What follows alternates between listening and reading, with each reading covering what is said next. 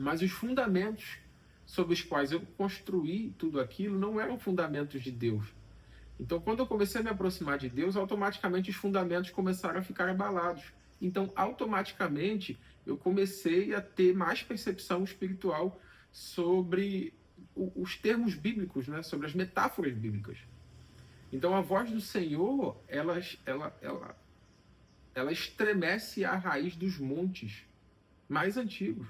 Então, eu comecei a perceber que tudo que eu vinha construindo e tudo que eu tinha era exatamente isso.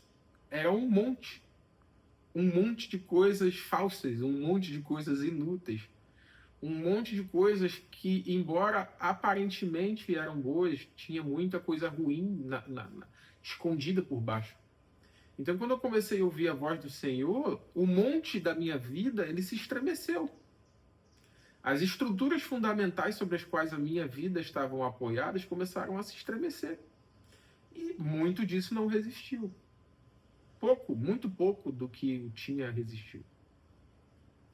Então, os benefícios disso começam a surgir depois desse processo de purificação, porque, num primeiro momento, quanto mais você se aproxima de Deus, mais fogo você experimenta.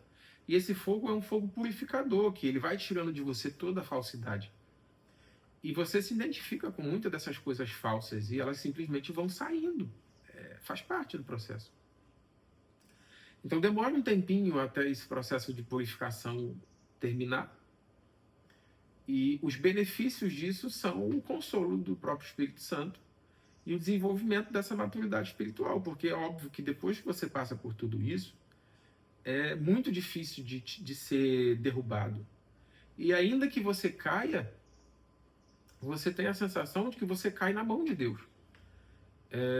Porque nós, como seres humanos, temos nossos vícios e nossas compulsões, e com frequência nós estamos escorregando. Mas agora, diferente de um primeiro momento imaturo, em que você cai e você entra num limbo de autocondenação, e esse ciclo, né, em que você cai, se autocondena, e você acaba caindo, né, numa espiral, um ciclo que vai descendo em espiral,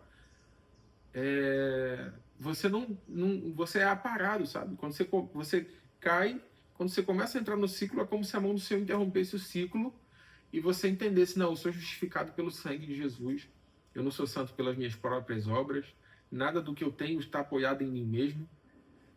Você começa a sair e romper com esse ciclo muito rapidamente. E antes, uma coisa que demorava meses para você superar, agora você supera em horas. E queda